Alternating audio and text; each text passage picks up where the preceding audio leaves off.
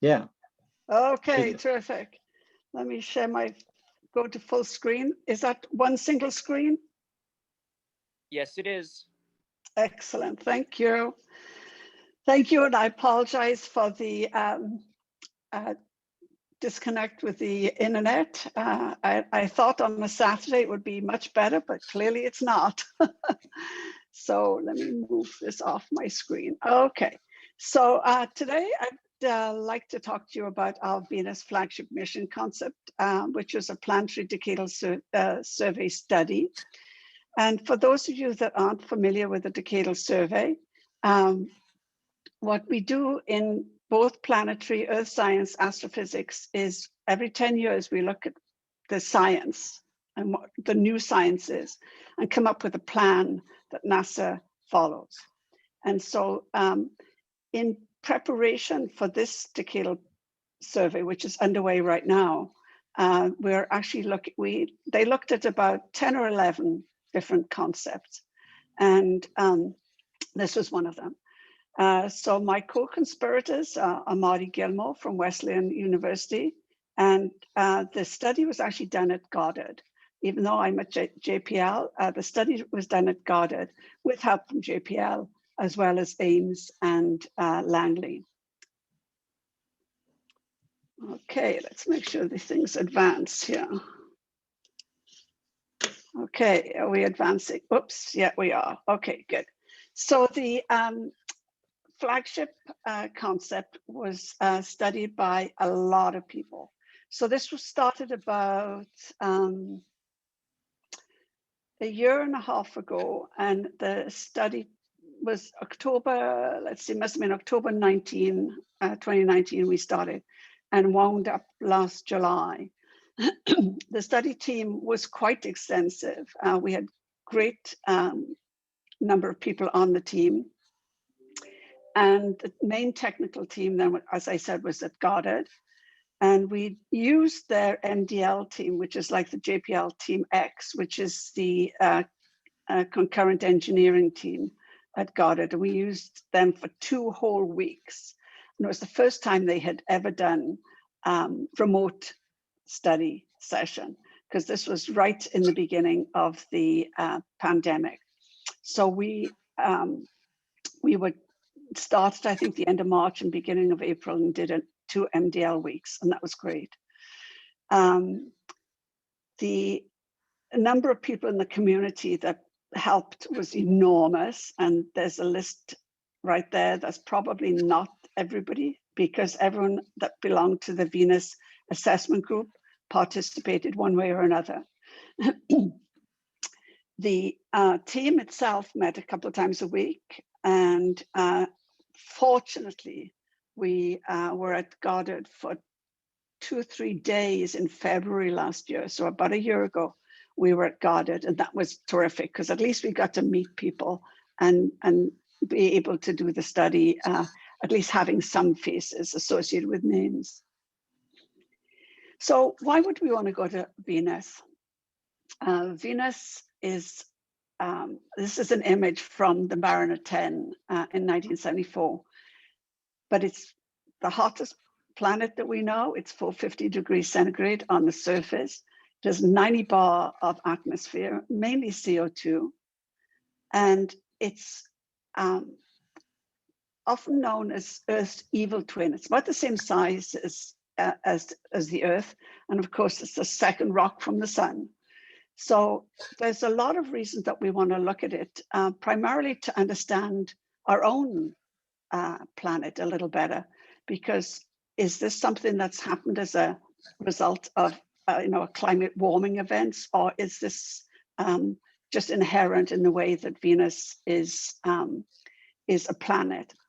Notably, it actually doesn't have a moon either, and some folks actually think that that actually has some bearing on the problems. The other reason that we're interested is, as we find these exoplanets, it turns out that Venus is very representative of a lot of what we see in exoplanets. And in fact, as it's in our planetary system, it's the closest to Earth. Venus is the only exoplanet we will ever touch, as Steve Kane, who was on our team, says. And I think that that is another reason it's of particular interest. So there's been many missions to Venus. Years and years ago, the Russians landed several times, no longer than a couple hours each time. They also had Vega balloons that went around in the atmosphere. And so there's a lot of past data on the surface, but nobody has been on the surface since the time the Russians did their experiments. Right now, we do have Venus Express and Akatsuki, and but in the past we've had Magellan. So the NASA missions right now are non-existent, but the Magellan in the past gave us this iconic image of one of the volcanoes on Venus called Mat Mons, and imaged the surface with radar, and that was phenomenally useful and still is useful to this day. Venus Express and Akatsuki are primarily atmospheric measurements, and with dynamics and composition mostly done. So those are more atmospheric. And again, for the exoplanets, this is all extremely important. Right now, we do have, as I said, we've got Akatsuki, but there are flybys of Venus that are happening. So we have NASA's Parker Solar Probe, and that'll eventually get within 517 miles above the surface of Venus. And there's this wonderful image that the ESA Solar Orbiter flyby took of Venus as they flew by in 2020. And you can see that image. What's nice about having multiple spacecrafts from other countries there is that Akatsuki and Bepi Colombo, which is a Mercury mission from ESA, will actually be looking at data at the same time. So Bepi Colombo is going to be flying by Venus on its way to Mercury. It'll do a couple of flybys. It's already done one, another one's coming up this summer. And but Akatsuki will be much further away in its very extended orbit, and will be able to take more global data, while Bepi Colombo is going to go close in and get some space physics information there. Mainly a little bit of imaging, but mostly it'll be space physics. The types of data that we'll be getting will be magnetometry data and fields and particles. So although NASA has a ton of operating science missions going on right now, the one thing that's been missing is poor Venus has not had a mission coming to look at the surface and look at the extent of the system since the early 80s. So it's time for Venus. What I'll do is, by the way, I cannot see the chat. So if there's people asking questions, maybe we can just take them at the end, simply because I can't see the chat at the same time as sharing here. I'll give you the key points right now, and then I'll explain how we did the study and what we did as a result of the trades. So the study has ended up with key elements of design. We'll launch in 2031, and there'll be synergistic measurements. And that's the whole point of a flagship mission, is you want to be able to do multiple elements so that you can do extensive understanding with lots of different instruments of different aspects of the planet. And that was similar to what happened, for example, with Cassini, when we started looking at both lander to Titan, as well as looking at Cassini multiple instruments. So this ended up being an orbiter and 2 small sats, and there was a lander, and we managed to improve the lander time frame. We just heard about our thermal analysis folks having the ability to look at things quickly. This is probably even too quick for them. The lifetime on the surface is about 7 hours, and it'll be an hour of measurement and descent. And there's also an aerobot that will fly within the clouds, which have sulfuric acid droplets in the clouds. So we have to make sure that they're resistant to that. And we've been working on this for some time. So you can see the little diagram here where we're looking at the orbiter, the variable altitude balloon, and the lander.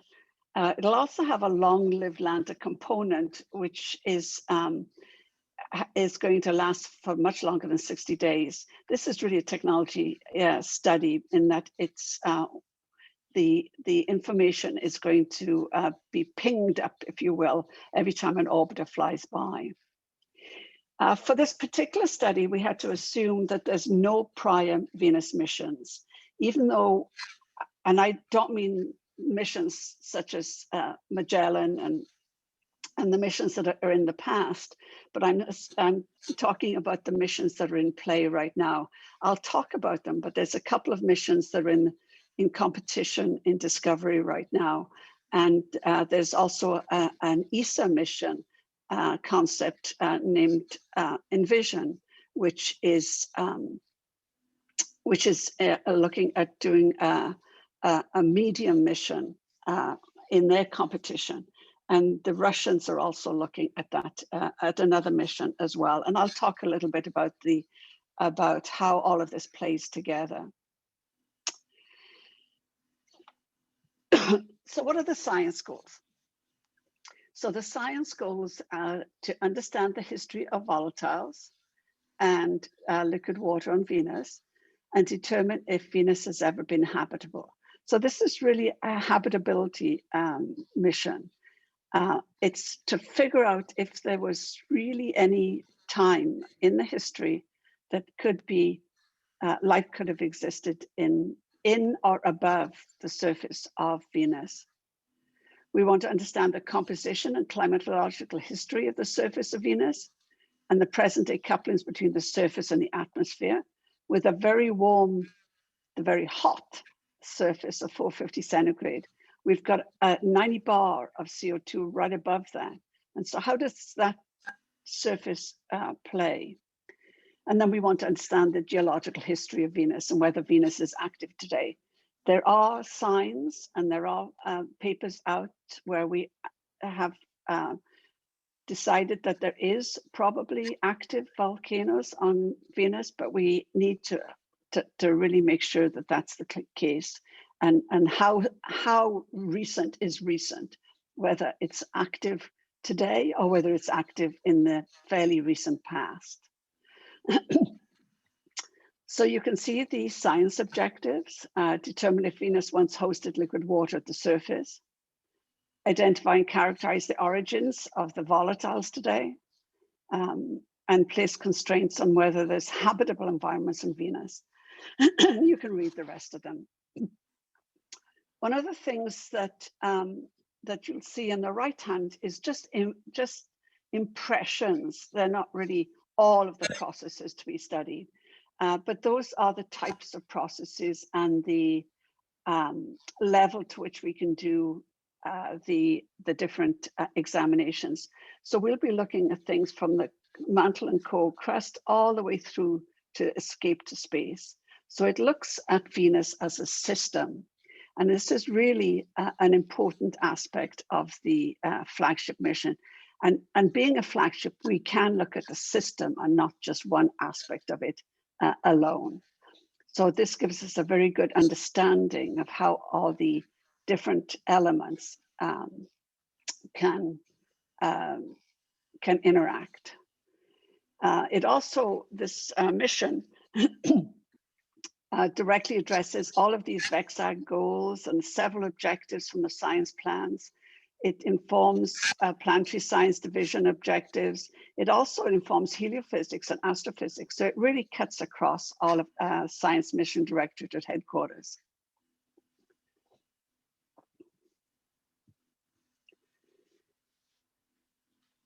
The study was done in a fairly straightforward way. We looked at science requirements, such as developing the science traceability matrices. So this extent is a very extensive, this is just one example row of the science traceability matrix. And we spent a fair bit of time preparing this, making sure that we understood the needs and the performance requirements and the functional requirements. But we did set up two things. So the concept was really derived from these three major science goals. But not only that, we actually looked at two cost-driven requirements early on. One was to launch all the elements on a single rocket. Now, you may think that that's sort of a strange thing to say, but the last flagship mission study, which was the last decade done, actually had their launch on two rockets, and we did not want to do that. We wanted to make sure that we went on one rocket, and of course, we've got bigger rockets available now than they had even a decade ago. So it was looking at a single rocket launch. And the one thing that I really pushed on was making sure that we limit the G load for Venus entry. We can do higher Gs to get in. Getting to Venus is dynamically a difficult entry. And so I wanted to make sure that we could use some of the instruments that we've built for Mars now and for other places, that we could actually use them at Venus. And this proved to be very doable. People had not done it in the past. Some of the entry Gs coming into Venus in past missions have been 150, 160 even Gs. And that, of course, puts limits on what you can do with the instruments. And we managed to accomplish both of these requirements. So what are the instruments that we picked? We picked quite a few instruments for the lander, the aerobot, the orbiter, and small sats. And some of them are duplicated. And it's not because it's just to get the system level. It's not because we just wanted to take a look at something at various levels for duplication purposes, but more to see the difference between what you see in an orbiter, for example, and a small sat. The categories of instruments that we had on, we're looking at aerosols, atmospheric instruments, looking at atmospheres, the atmospheric conditions, mineralogy and geology, magnetic fields, and particles. And you can see on the lander, we have everything from a mass spectrometer with a tunable laser spectrometer, which is similar to what we used on Curiosity with SAM. It would be a similar type of instrument, but developed for, qualified, I should say, for Venus. We'd have an atmospheric structure suite to look at the atmospheric conditions of pressure, temperature, and radiation, and nephelometer. Then the mineralogy on the surface, we actually did duplicate here. We will look at imaging, so there'll be images, and we look at it on descent and on the ground. So there'll be a panoramic camera for the ground and an imager for the descent. There's a neutron gamma ray spectrometer to look below the surface, about 30 centimeters below the surface. But the primary instruments for looking at the geology would be the X-ray diffractometer and the X-ray fluorescence spectrometer, which would give us information. And to do those two experiments and use those instruments, we need to bring samples into the the pressure vessel. And so this is then complemented by a Raman Libs instrument where you can do distance measurements with a laser and get remote sensing. Now, this was done on Mars. We did it with, I think it's called Supercam on the last mission. I think it's on one of the rovers recently. It could be on Perseverance, has a Supercam, and they've had a prior one at Mars too. So we know we can do this on Mars. There is still some question whether we can do it on the surface with the pressure of Venus, and we'll see how that pans out. And then, as I said, this is the long-lived lander that has elements to look at the atmosphere. On the Aerobot, we'd have an aerosol mass spectrometer to look at the particles that fly in the clouds, whether it's particles of sulfuric acid or whether it actually has content of volcanic activity, for example, that result from volcanic activity in the clouds. A fluorometric microscope, which would be looking for signs of life. Again, a MET suite to look at the conditions within the clouds, a magnetometer, and a visible imager. So the purpose of the MET suite is twofold. One is to look at the meteorological conditions within the clouds, but it also has a pressure measuring device, and that actually will look at the infrasound to look at the surface and record any volcanic activity on the surface. And so this is actually looking below the surface as well, and we'll be able to get some information about the deep subsurface. On the orbiter, we'd have a synthetic aperture radar. The radar itself you could say this is a radar mission, but it's not. The radar here is actually being used more like a camera would be on Mars. Because of the very thick atmosphere, you can't use a camera, and so you want to use radar as your camera to look down into the surface. There'd be a near IR imager, and this would actually give us information about emissivity on the surface. And at the wavelengths that we've chosen, we can see through the clouds and through the atmosphere. Submillimeter spectrometer to look at the species within around 150, 160 kilometers. And then you can see the rest: magnetometer, neutron mass spec, and the ion electrostatic analyzer and the electron analyzer. The small sats have mostly fields and particles measuring devices on them. And again, the purpose here is to look at what comes off of the Venus surface and the Venus atmosphere and what is escaping to the solar wind. So the second part of what we did as we were going along with developing the instrumentation was, of course, do the system trades. And most of you, I'm sure, are very familiar with system trades, but we did a ton of system trades. And as you can see, we highlighted the ones that I've highlighted the ones here that lowered the complexity and the cost. And these are the elements we chose.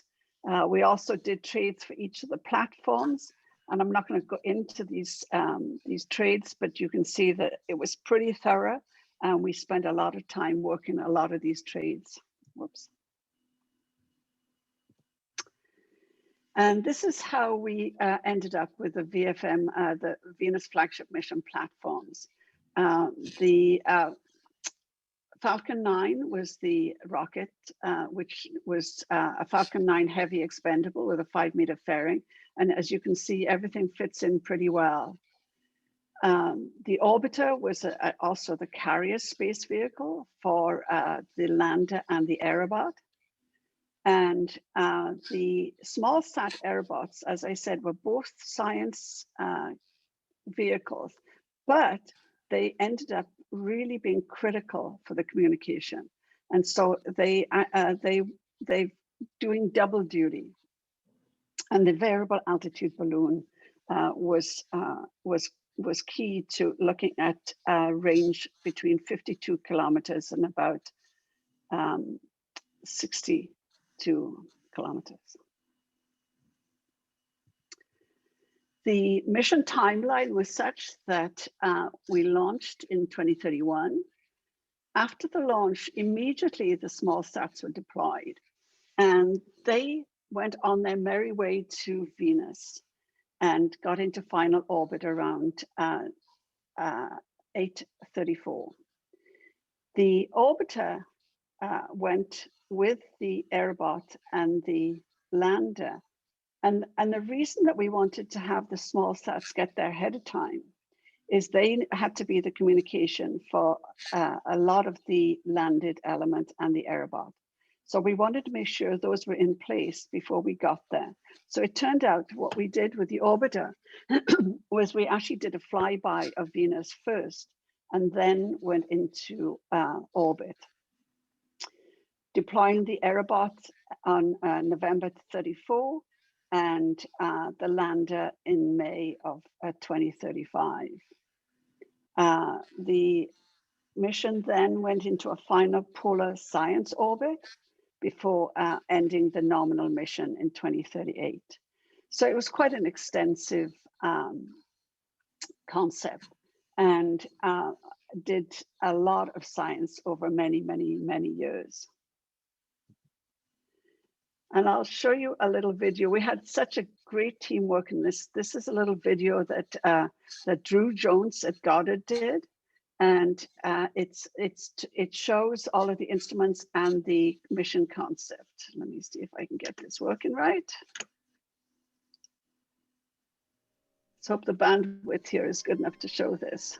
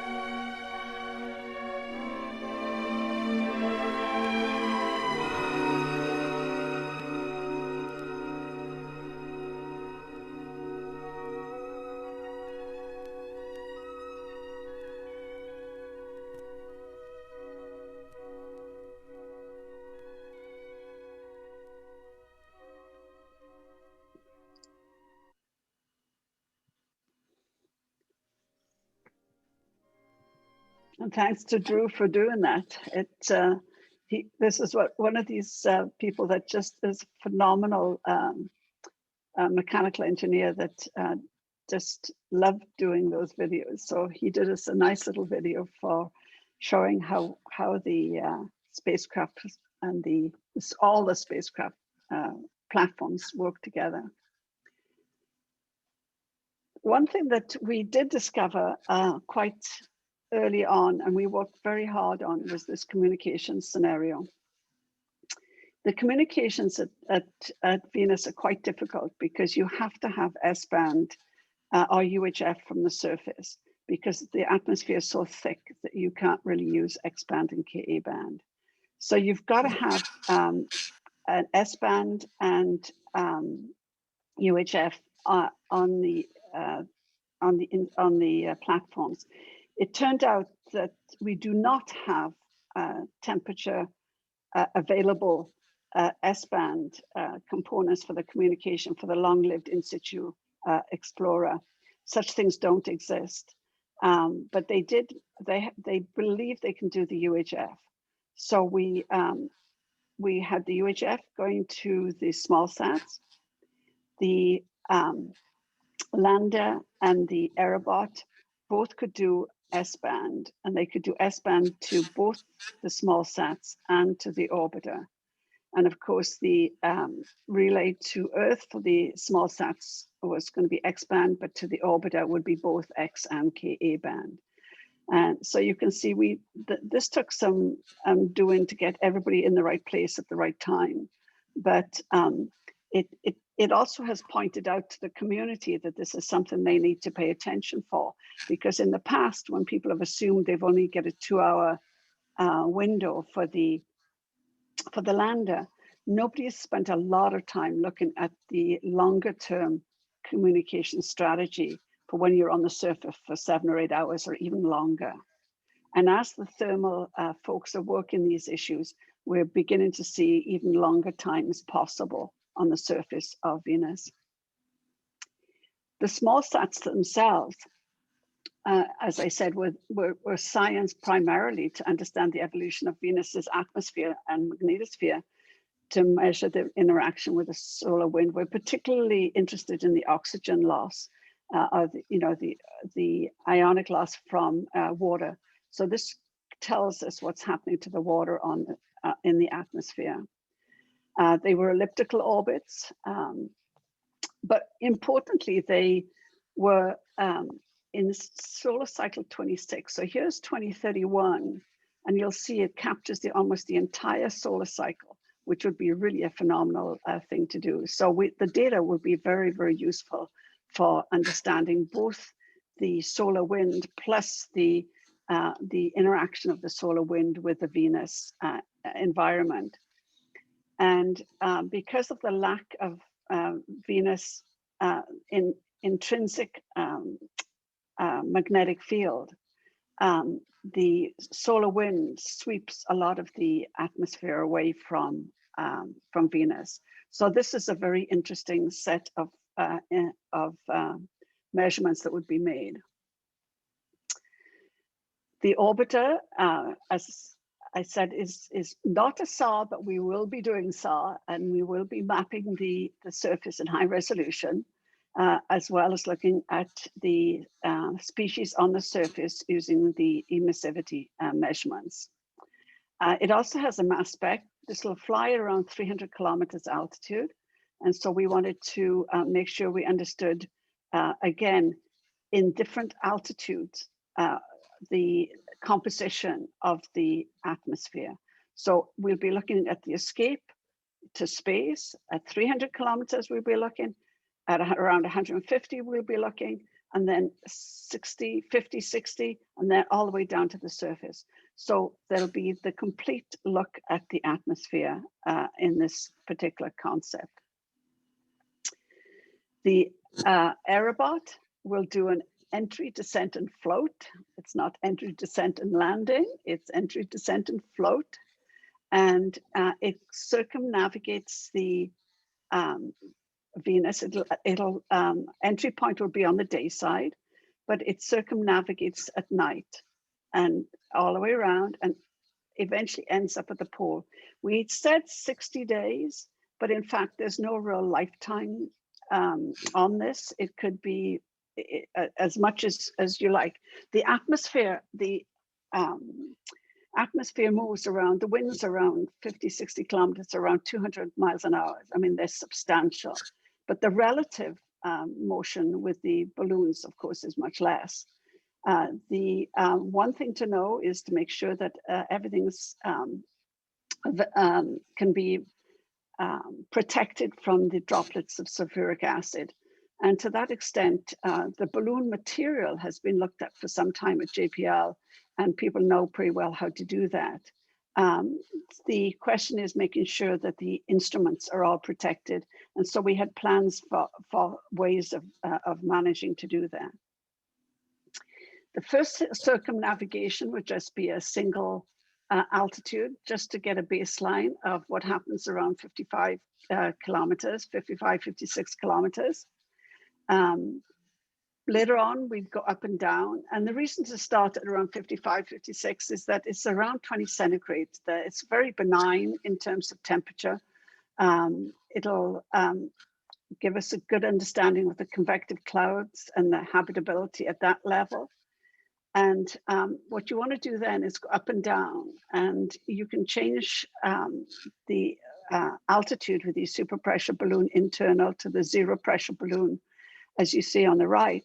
So we can go up and down as much as you like. And in 60 days, you'll get about 12 circumnavigations from equator to the pole. And there's no reason you couldn't keep going. We'd end up probably just not going many circumnavigations at the pole. The lander will do the mineralogy, geochemistry, and geomorphology, the morphology of Venus. And the terrain that we chose was a tessera terrain. And I'll talk about that in a moment. It turns out that there are two major terrains on Venus. One, which is the plains, which is where the Russians landed all of their landers. And but we want to go to the tessera, because that's the oldest regions of Venus and are likely to be much more interesting as a result. We will ingest about 3 samples into the lander for elemental chemistry and mineralogy. We'll do descent imaging as we go down, but the descent imager on the surface will image the drill site. And the PanCam has 6 filters with a rotating mirror. So it actually will rotate at the top, and you can see this is the PanCam. As I said, we are also looking at doing the Raman libs by analyzing many targets outside. And the gamma ray spectrometer will look over about 30 centimeter depth by about 50 centimeter over about an hour and a half. And then the long-lived lander. But before we get to the surface, the lander will actually descend, and we can measure the composition and the environment of the atmosphere, both on the surface as well as we descend. And so, excuse me, you can see to the right here, the exosphere, the thermosphere, upper stratosphere, lower stratosphere, and troposphere. And we'll be able to get all of the imaging as we go through this whole region here. And we will, of course, be getting this from the orbiter and this from the small sats. So we'll be covering the entire height of the altitude of the atmosphere. As I said, we want to land in the tessera. These are the oldest regions. The primary site is this west of the region here in one of the oldest tessera regions. You can see the plains in the blue color and the tessera in the brown. And the reason, as I said, it's one of the most interesting places to go on the surface, because at the time of the tessera crater age that's been determined is that it overlaps with the conditions that are favorable for DNA-based life. as well as liquid water are present on the surface. So this is really key to why we want to go to that area.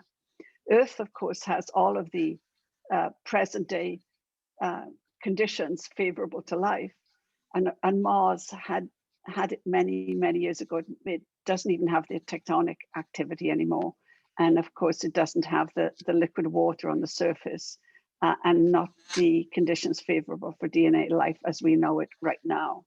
But in the past, of course, they did, and that's what we look at on Mars.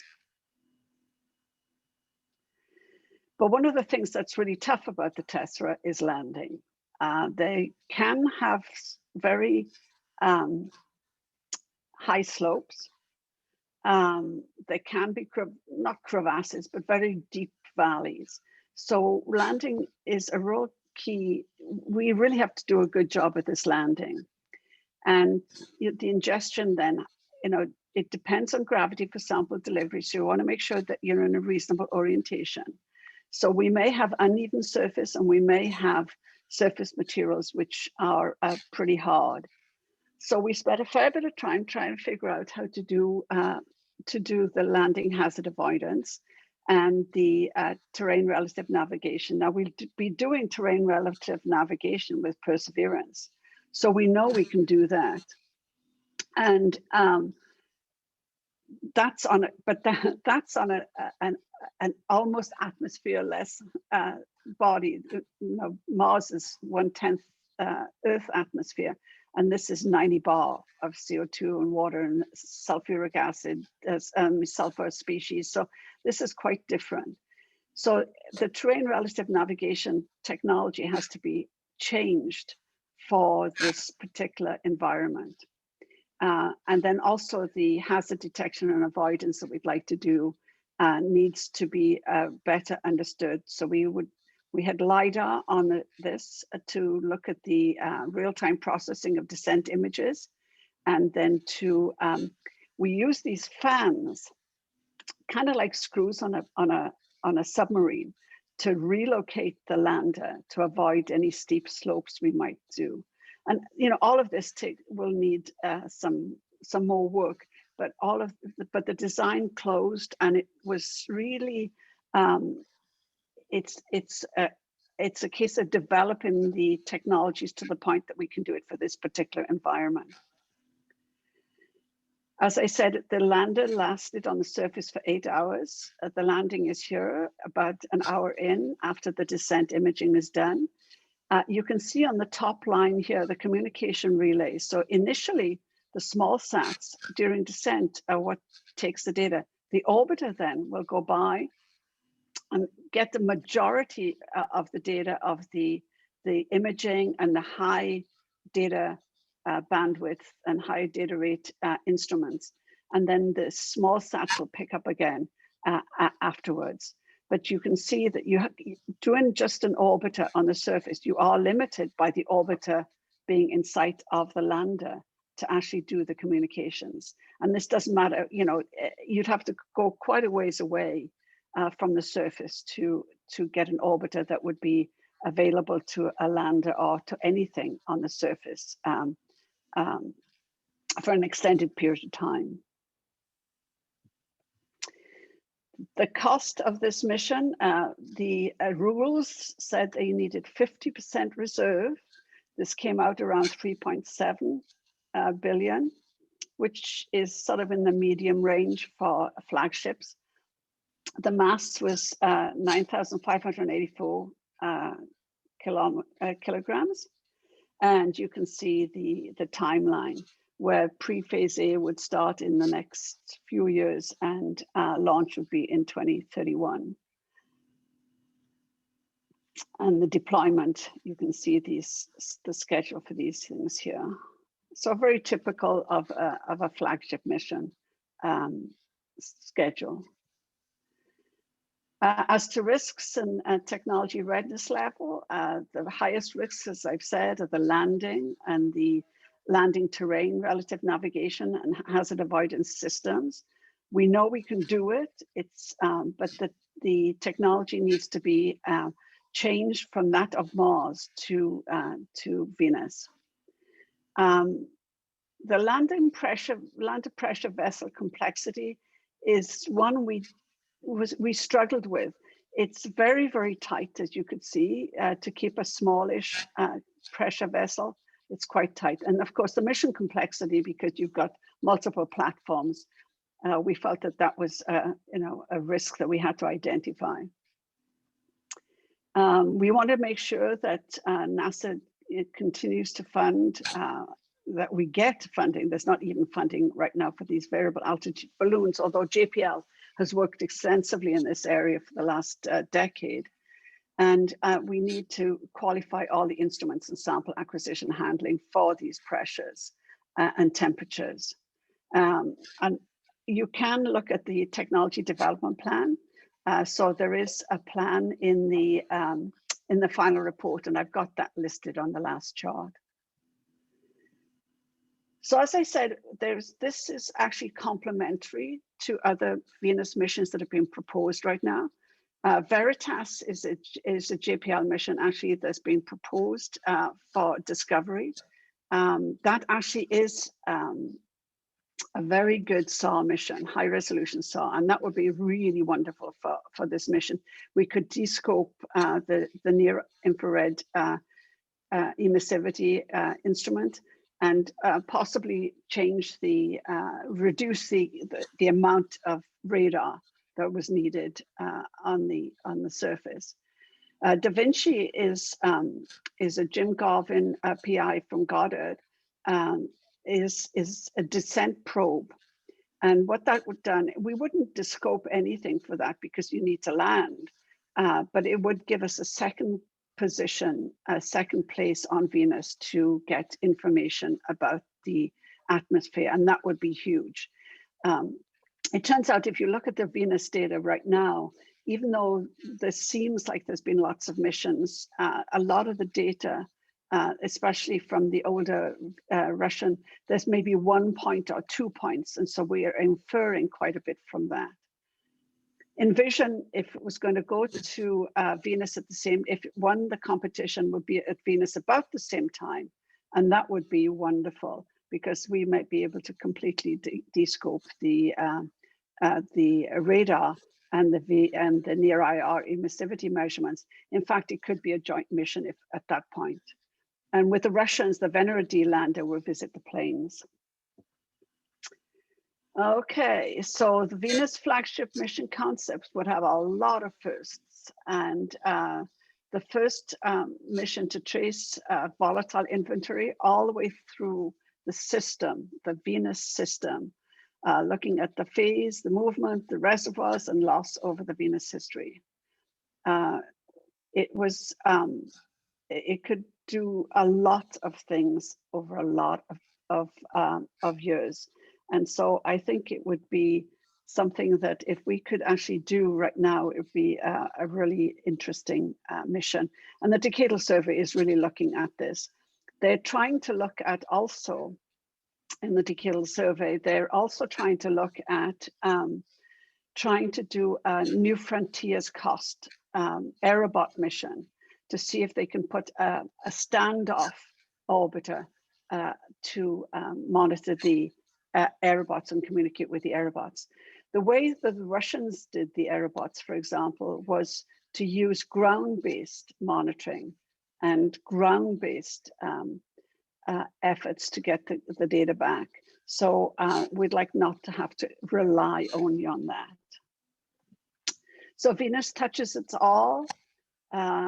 Understanding how we do these fundamental new missions is really key. And I think besides coming up with a mission design, which is what we did, it also shows, points up the issues that come up as we look at these different scenarios. And so this was extremely useful for lots of different reasons.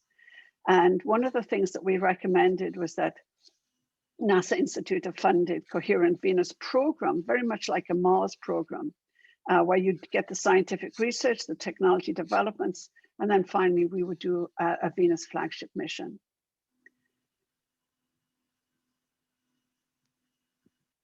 So thank you. And there's, for more information, you can look at the website. The report, I think it's a couple of hundred pages, is on the NASA Science website. And feel free to ask questions, or you can email me if you need more information. Let's see if I can see the chat now. I'm not sure I can. Yes, I can.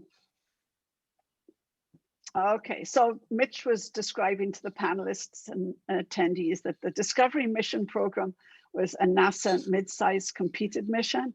The flagship is larger than, actually it's 2 billion, and it's not usually competed, it's usually assigned. And the New Frontier program is around 1 billion. These days, it's a little more than 950 million, and likely to get up to 1 billion. So if you're not familiar with that. So any questions from any of the audience? First of all, Pat, a really great talk. Thank you so much. Thank you. Yeah, I think there's a question in Q&A box from Victor. Yeah. Yeah, I think Venus is a much better, so this is from Victor. I think Venus is a much better place to go, in fact, better than Mars, but we're standing in the heat. Thank you. Thank you, Victor. Yes, thanks for the presentation. Yeah, it's very interesting, and it's kind of odd that we haven't had Venus missions over the last decade or so. We've really kind of missed out on that. And I think NASA wants to fix that now. I'm hoping NASA wants to fix that now. Can you hear me? Yeah. Yeah. So yeah, I thought Venus would have been a much better target because it's that much more related to Earth as far as its structure goes. You know, its geological makeup. Yeah, it is, and the concern too is that is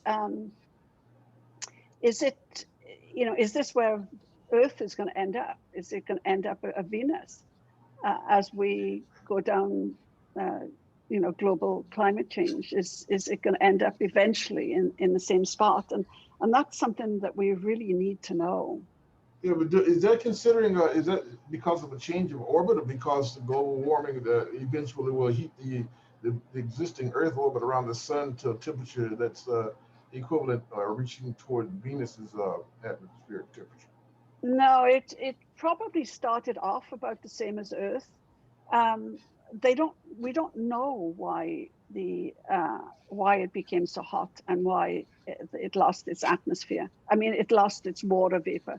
We don't know why, and that's exactly what we're going to try and look at with a Venus flagship mission, is to try and understand why Venus did what it did. Yes, that's what I've wondered. You know, the atmosphere. I'm just thinking in logical terms. Venus is closer to the sun, so it may have just evaporated and boiled off and lost its atmosphere. No, not really. There is another difference between Earth, though, is that it doesn't have a magnetic field, an intrinsic magnetic field, and that could have something to do with it too. But we just don't know. There are a lot of questions that we have about Venus right now that need to get answered. So you saying it's far enough away from the sun for the sun's temperature not to affect it, as far as being able to having a temperature that's constant and stable enough for life to exist. Mm-hmm. You know it. I thought. Yeah, it's not that. Yeah, it's not that bad. So, yeah. Okay, the distance doesn't make much difference then. No, and that's why we need to understand this all a little better, because we really don't understand the differences. So that's the internal temperature. I thought maybe it was the heat. It was kept that way. Well, I guess maybe kept that way because of distance. But I thought it was because of the distance with the sun, its temperature is maintained. No. It may have been a little warmer, but nobody really thinks that that's a role. It's more to do with why did it change in terms of people just don't know. But it's not to do with being closer to the sun. It's not that much closer. I mean, it's right at the edge of the habitability zone. I see. So all things staying the same, and it would have at the minimum been like a little warmer than this Earth. Mm-hmm. But bearable. Mhm. Yeah. So see, Randall had a question. Randall, what technology electronics are you planning to use for the lander? Yeah, uncooled. That's the limit on the 7 hours, is that we'll be using regular electronics, just, space qualified electronics. And once you get to around 60 centigrade, right, you'll start to fade. So that's the life limiting issue on that. So the thermal is huge right now. We've got a lot of people working thermal issues and novel thermal ways of handling that high temperature to keep that keep the technologies, the electronics cool enough so we can get even more hours out of it. People think they can probably try and get 24 hours out of it, but again, you have to worry about the communication at that point. So, and again, you'd have to have the right orbit for things like the small sats and the orbiter. Let's see, Erin asked, you mentioned the dynamics of entry are very challenging. What are the max Gs we expect? We are limited. We gave Ames and Langley, we gave Ames the 50 G requirement and they met it. So we could do 50 Gs. The silicon, or see, Randall asked about silicon carbide semiconductors. Yes, that's in fact the electronics in the LISSI, which is the long-lived lander, a silicon carbide. So they've managed to do some electronics, but what we don't have enough, and they've got some sensors. So there are sensors that the Makel company has designed to monitor gases. They're again silicon carbide. So the problem we have is right now there's no really good comm system that we can get with silicon carbide. The UHF they think they can get, but anything different from that right now is pretty tough. I think Kyle, Mr. Sweeney might have a question. Kyle? Yes, my question is basically as far as like the whole mission sounds great, but as far as like what plans, like what do you think is going to be planned for once this mission is completed and successful? This is a study so that we could inform the decadal survey. The decadal survey panels and the committee will be looking at all of the missions. And, if this gets to be a priority, then we have a chance. So, we have a chance of actually implementing it. So we'll see. We just got to wait to see if we get to be prioritized. This next decade is the decade of the Mars sample return, right? It's going into phase A as, was it 2 weeks ago? So the sample return, and that's why we picked,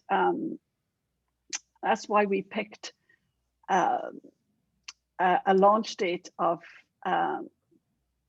2031, because we said, if we do anything sooner, we're not going to get anything. So we may as well we'll do something that we know we can actually get a chance of doing.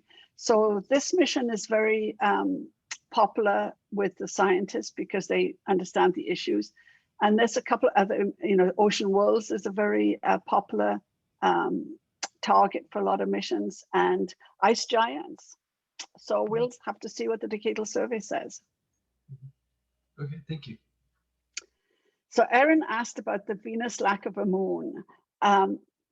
May have something to do with its conditions. I'm not sure it has something to do with its conditions. I don't understand this, to be frank. I don't really understand the implications. It's an observation that's been made, is why doesn't Venus not have a moon?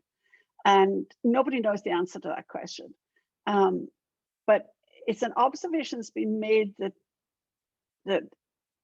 because it did it have anything to do with the way that Venus progressed and evolved? Let's see, am I missing any more? Oh yeah, there's more here, okay. Venus was So the Victor asked, do we believe Venus was captured by the sun or produced by it?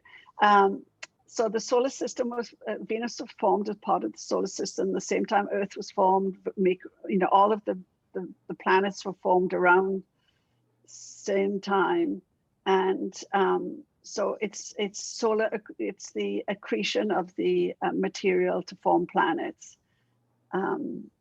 that, billions of years ago. Okay, Randall says, if the sun were to cool, would this generate a sufficient internal thermal gradient to generate a magnetic field?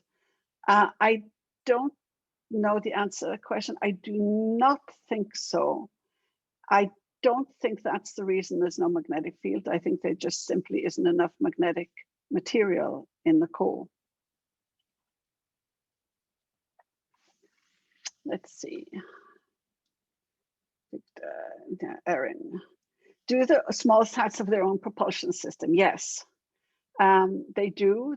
It's electric propulsion, and that turned out to be quite critical. Does the launch vehicle place them into their orbital transit, and the main orbiter modifies its transits for the flyby? So they go to Venus under their own steam. They use their own propulsion to get and to put themselves into the correct orbit. The launch vehicle gets them, out to planetary.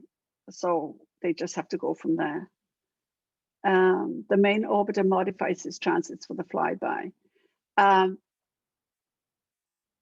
Not really.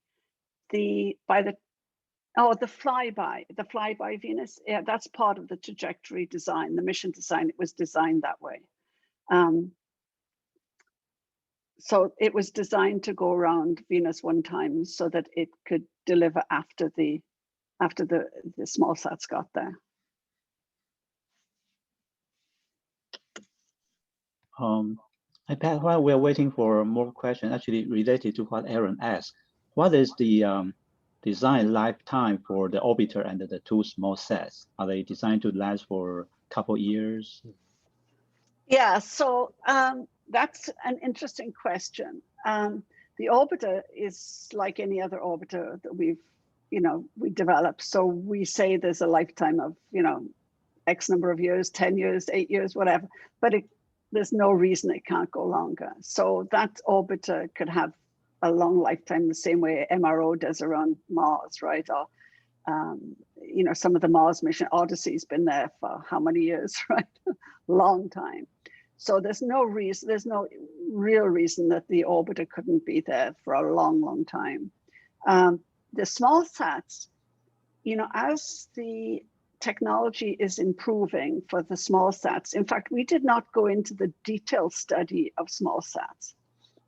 And one of the reasons we didn't do that was because the technology is changing so quickly that we felt by a decade from now, or even 5, 6, 7 years from now, there would be such an advance in a lot of these areas. So what we did was we studied the small sat with respect to what we needed to know about them, the communication system, the propulsion system, the stuff that we actually needed to know. But 10 years from now, they could be lasting as long as any other orbiter. Hello, can you hear me? Hello. Yeah. Uh-huh. Yes, I was wondering. I don't. You might have mentioned it already, but what is it? I have two questions. The temperature on the surface of Venus. What was it that you mentioned? What did you say it was? It's 450 centigrade. 450. Mm-hmm.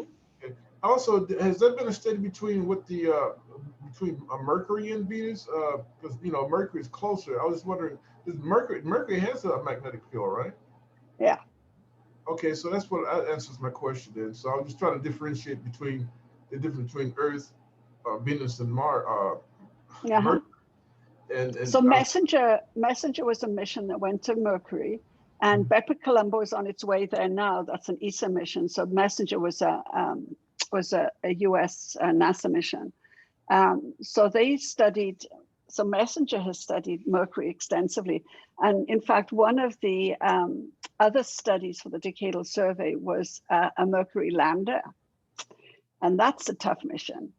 They think they actually can last on the surface about. Well, that's at least the one more question I was going to ask. The materials they're using for these sats and probes and landers, the rovers, what type of metal are we looking at withstanding this temperature for that?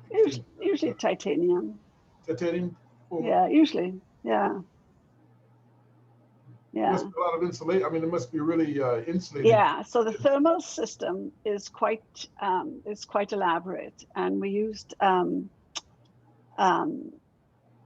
I've got a blank. Thermal protection material inside. Oh, I've got a blank on the phrase, but we used a lot of phase change material.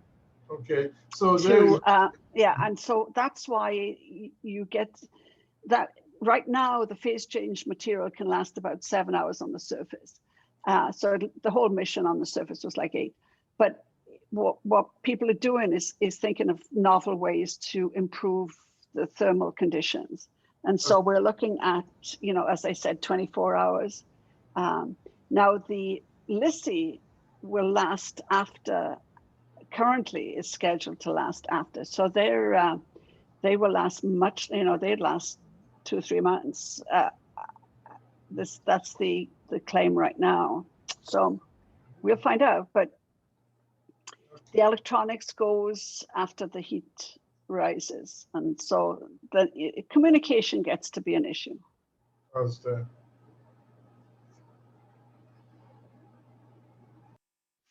Let's see, any other questions? Let's see, Erin. So the Aerobot, what power source does it have? It's battery operated. So it's got lots of batteries right now. The Aerobot doesn't have a fan. The lander has the fan for doing the maneuvers right at the end, but the Aerobot does not. It goes with the wind. It goes with the flow.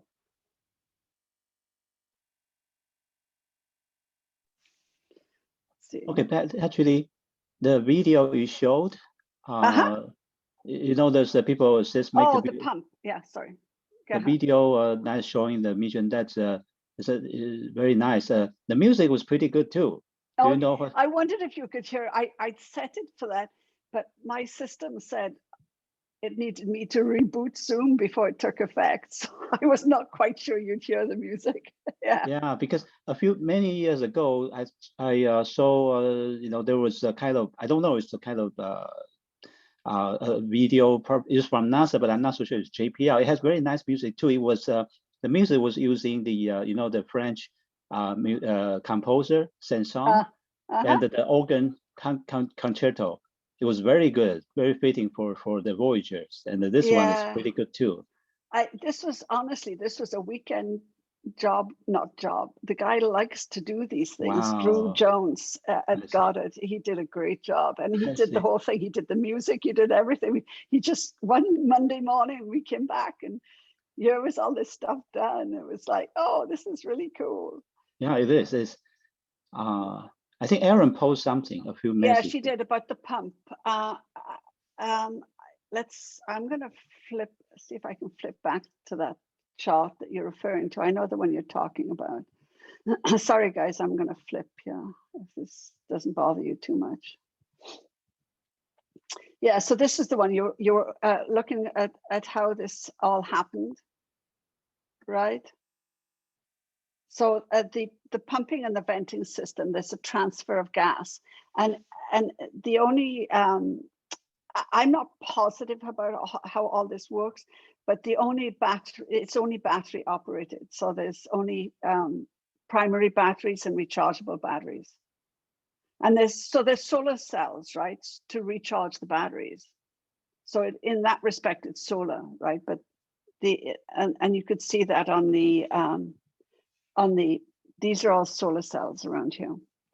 And it turns out because because of the atmosphere, there's so much scattering of light on the upper atmosphere and in the clouds even though you can't see them from here, or you couldn't see them from outside the orbit.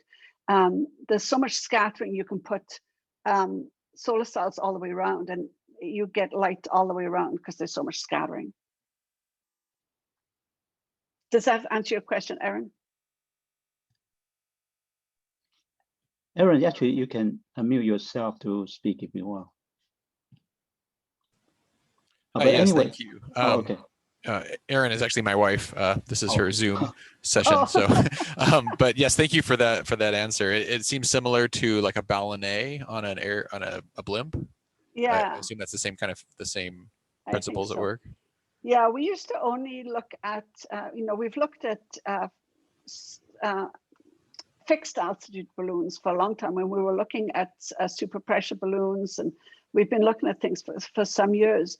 But in recently now, we've been looking much more at these variable altitude balloons because it gives you a lot of more flexibility.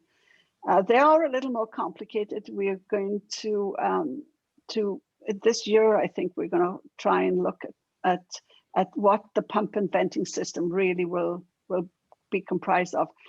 But it's really sort of more engineering than it is technology development. Sure. Yeah, that makes sense. I'm an engineer at Lockheed Martin, and I worked on a high altitude blimp project. Right. Yeah. And the ballonnet and all of that stuff, the altitude variation was a very difficult problem to solve, and I can see the complexity of this, definitely. Yeah, well, it turns out that people are flying these now quite routinely, and so on Earth, and so we know that it's quite doable. We just have that to helps, make sure, I'm sure. Right, we just have to make sure that it's doable for Venus conditions. And there's really nothing to make it, because it won't be inflated with any sulfuric acid, so it should be fine. I don't think we're terribly concerned about the aerobots and the balloon, but we still need to qualify them for Venus. Okay, yeah, that's why I asked about the power source for the pump, because I know that pumping is going to take more energy than you'd like, of course. Yep. Yeah, it does. Yeah. So Randall asked, how corrosive is the aerobot environment?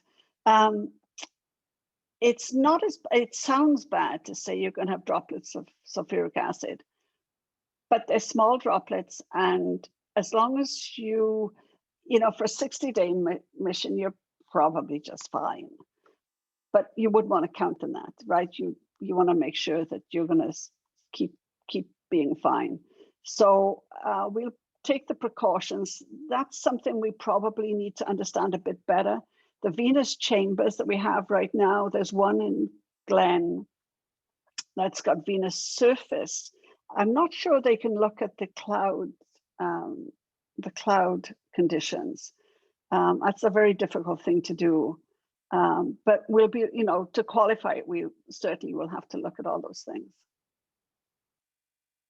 Yeah, but one thing is you mentioned this exoplanet thing. That's very interesting because the false spin discovery was said to be related to the exoplanet project, because they were calibrating some exoplanet study, and they by chance discovered the false spin on Venus. Right. And that actually triggered the NASA's response. Mr. Brandenstein saying it will kind of shift the priority in NASA, more toward the fingers crossed. Yeah, Yes. That's great. Yeah.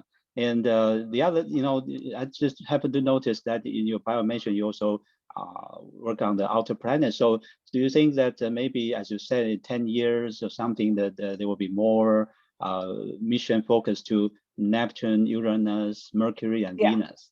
Yeah, that's wonderful. Mercury, we just did Messenger. I'd be a little surprised, but that's just my own bias. But definitely ocean worlds, whether it's Enceladus or Europa, whether it's ice giants, Neptune, Uranus, or Venus. It's all going to play. They're going to play against each other, and what's happening is, slowly people are doing bits and pieces of these things. So you could think of doing, instead of one single flagship mission, you could think of doing, the pieces. Although it's kind of expensive. We looked at that quite, let's see, over the Christmas holidays, we actually looked at, well, what, could we put this into New Frontier buckets? And the answer was, it's pretty difficult to do that because the lander is more than, the lander itself is like more than a New Frontiers 1.2 billion-ish plus mission. The Aerobot is a possibility, and they're looking at that now. As I said, Goddard and JPL are looking at that now. It'll be tight, let's put it that way. The small sats could go and do their thing anyways, with or without anything else. So you could look at the escape. So you could do some of this independently from a big mission. The best way to do it, though, is to look, at Venus as a system and get everything from the surface and subsurface all the way through to the escaped species. You're absolutely right. Actually, 2 years ago, we have the PI for the Messenger mission, the Professor Solomon, Sean Solomon. Yeah, Sean. Yeah. Yeah. He was talking. Then at the end he mentioned about the lander. Maybe that he kind of discussed with you. It's kind of actually we got very good response from that. The people are very excited. It's an interesting mission. Right now, they need a month of autonomous operations. And that's tough.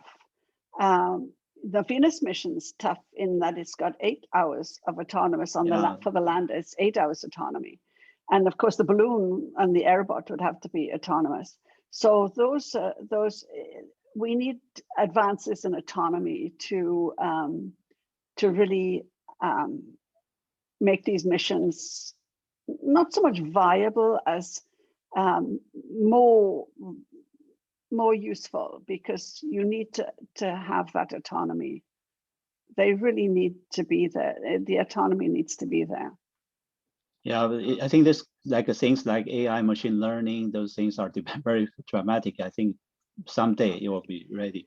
Actually, sorry, when you mentioned, initially I was about to ask about this name, the flagship, where the name came from. Is because so the flagship is just a category of missions. Okay. As Mitch posted, it's flagship, New Frontiers, and Discovery. Okay. And it's just the dollar amount. And flagships are usually 2 billion plus, roughly. I see. JWST is a flagship, right? I see. Mars Perseverance is a flagship. Okay. Curiosity is a flagship. It's just the size of the mission and the cost, the complexity. They run a little differently too. So for the PI-led missions, which are the New Frontiers and the Discovery, they are run very differently in that the PI runs the mission and they're responsible for the mission. For a flagship mission, the center is responsible. So it would be a Goddard or a JPL or a APL or a whoever. It's the center that's responsible. So the way that the mission is run is very different. You have a science team, but it's led by a project scientist, not a PI, and it's a completely different structure for the flagship missions. Yeah, the reason I meant, because I have to confess actually initially when I first see you, I somehow, maybe it's a picture, because Northrop Grumman has the VAMP proposal, and you see on their website they post some kind of airship. So initially I thought, hey, maybe this is something kind of airship type. Well, no, I was totally wrong, completely wrong. But so how do you think, because how do you think that their VAMP proposal somehow fit into your design, or is completely separate? So there was a study a while ago. That that looked at all the different mission concepts for an aerial vehicle, and the one that came out best for the science and the feasibility of orbiting and getting into orbit is this variable altitude balloon. And that study was done about 2 or 3 years ago.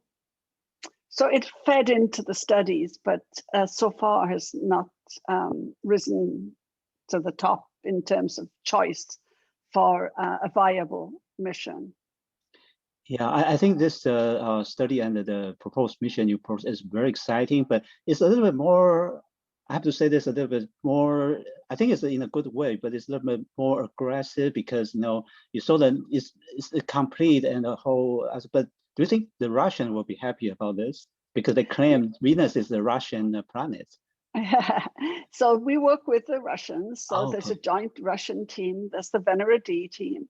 It's a joint mission study. We've been at it 5 years. Yeah, they've kind of in a hiatus right now.